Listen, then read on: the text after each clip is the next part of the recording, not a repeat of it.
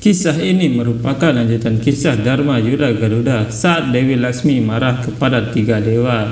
Dewi Laksmi berkata, bagaimana seorang ayah bisa begitu kejam menghukum anak-anak mereka? Hatimu tidak punya belas kasihan, tanganmu tidak gemetar. Ini adalah fakta bahwa ibu melambangkan keteduhan dan seorang ayah melambangkan matahari yang terik. Tapi bagaimana matahari menjadi begitu terik hari ini sehingga tidak membiarkan seorang anak menjalani hidupnya? Tidak suami, tidak hari ini. Resi Narada benar, setiap kali kalian bertiga bersatu, sesuatu yang tak terbayangkan terjadi. Apa yang terjadi hari ini bukan akhir dari segalanya. Hari ini kamu telah memisahkan seorang ibu dari anaknya. Setiap ibu di dunia ini untuk melindungi anaknya bisa melepaskan kekuatannya. Dewi Parwati adalah kekuatan tertinggi, pikirkan tentang itu. Dewa Siwa, bagaimana balas dendamnya nanti? Saat itu Parwati selesai melakukan ritualnya dan dia berkata, bagaimana daun bayal ini bisa terbakar? Apa yang terjadi, Prabu? Dewi Saji berkata, ketika dia marah terakhir kali, tidak ada dari kalian yang bisa menghadapinya. Jika dia melepaskan amarahnya, lalu bagaimana kalian akan menyelamatkan diri kalian sendiri? Dewi Parwati berkata, Prabu, apakah kamu di sini? Kamu ada di mana? Mengapa dia sangat terlambat? Aku harus memeriksanya. Parwati kemudian berjalan keluar untuk mencari Mahadewa. Parwati melihat bayangan Mahadewa bersama putranya sedang bermain dan berkata, apakah ini mimpi? Mimpi yang sangat indah. Dewi Laksmi berkata, terakhir kali ketika dia mengambil wujud Dewi Kali, hanya Dewa Siwa yang bisa menghentikannya. Tapi kali ini Dewa Siwa adalah penyebab kemarahannya. Dia pasti masih bermimpi memperkenalkan putranya kepada ayahnya. Jika Parwati mengetahui apa yang telah kamu lakukan pada putranya, lalu apa yang akan terjadi? Jika dia bertarung dengan Dewa Siwa, maka tidak ada yang tahu apa yang akan terjadi.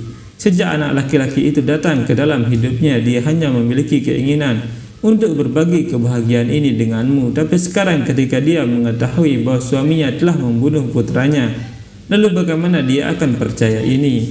Jawab aku, Dewa Siwa, mengapa kamu diam? Katakan sesuatu, Dewa Siwa. Sri Wisnu berpikir, peristiwa malang yang terjadi di sini, Dewi Parwati tidak menyadarinya. Jika dia tahu, maka konsekuensi dari kemarahannya di luar imajinasiku.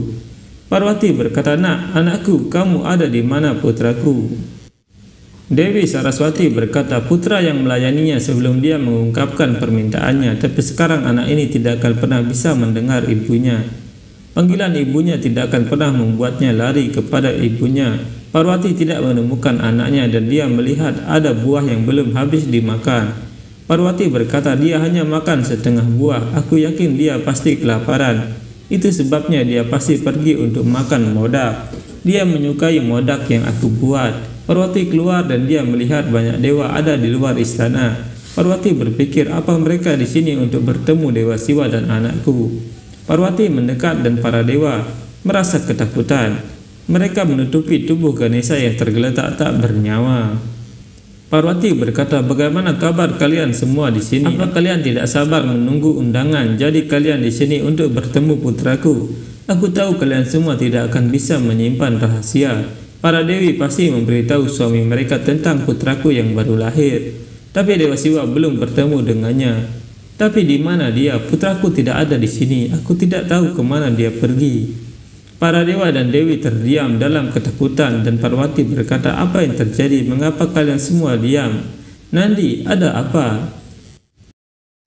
Bagaimana kalian berdua mendapatkan luka ini? Apakah Gajasur menyakiti kalian? Tapi bagaimana dia menjadi begitu kuat sehingga dia menyakitimu? Siapapun yang melakukan ini padamu pasti dihukum oleh Dewa Siwa. Siapapun yang berperilaku seperti ini denganmu tidak berhak untuk hidup.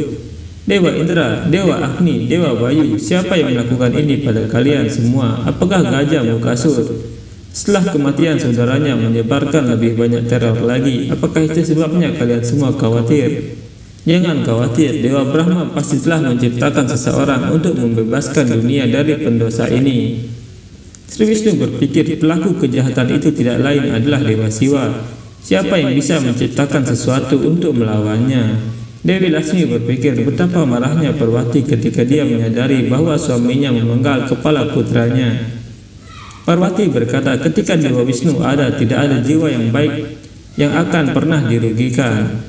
Dewa Wisnu mengingat apa yang terjadi pada Ganesha dan tidak berani berkata apa-apa. Parwati berkata, saudaraku, bagaimana aku akan berterima kasih? Yang benar adalah ketika aku berdoa untuk seorang putra.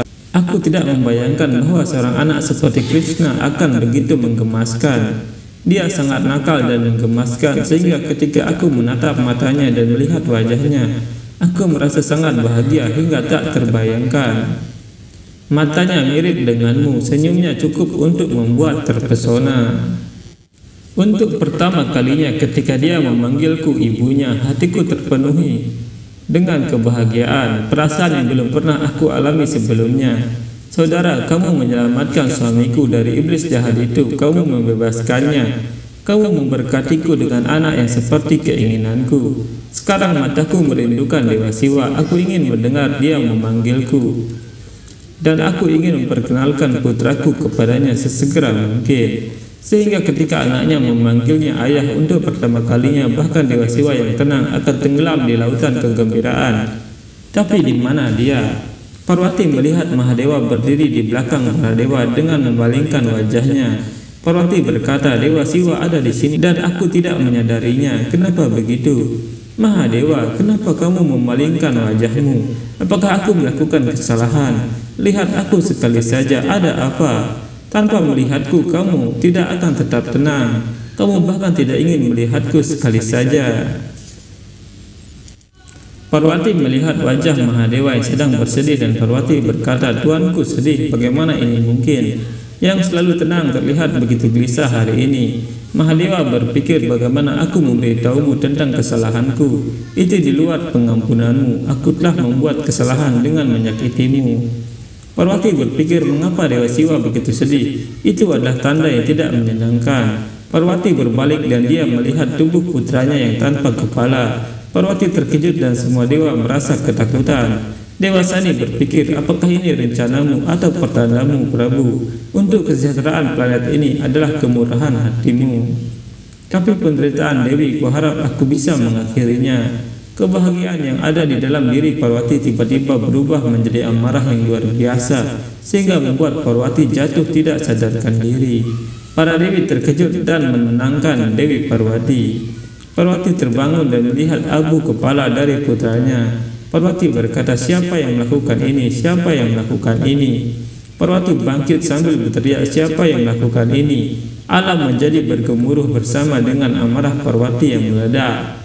Garuda berkata, ketika Dewi begitu resah setelah mendengar ceritanya, aku hanya bisa membayangkan apa yang dialami Dewi Parwati. Kadru berkata, ketika anakku terluka, penderitaan mereka membuatku sangat gelisah. Aku bisa mengerti betapa sakit Dewi Parwati. Vinata berkata, melihatnya dalam keadaan ini, Dewa Siwa akan sangat sedih. Bagaimana dia akan memberitahunya bahwa dialah alasan dibalik ini? Parwati berkata, jawab aku, siapa yang melakukan ini? Dewa Siwa. Dewa Siwa, kenapa kamu diam? Di hadapanmu seseorang telah merenggut nyawa putra kita dan kamu diam saja. Mengapa, Prabu? Jawab, siapakah penjahat itu? Bagaimana menurut kalian semua? Jika kalian tidak mengatakan sebenarnya, tidakkah aku akan mengetahuinya? Aku Dewi yang paling kuat, tidak ada yang lebih kuat untuk menjaga kebohongan dariku. Parwati kemudian melihat apa yang terjadi dengan kekuatannya dan dia melihat Mahadewa memenggal kepala putranya. Parwati terkejut dan berkata, ini tidak mungkin. Mahadewa, bagaimana kamu bisa melakukan ini pada putramu? Bagaimana kamu bisa memenggal kepala anakku? Tidakkah kamu tahu bahwa dia adalah anak kita, anak laki-laki yang aku dambakan sejak lama? Kamu membunuh alasan kegembiraanku, kamu mengakhirinya, kamu membunuhnya.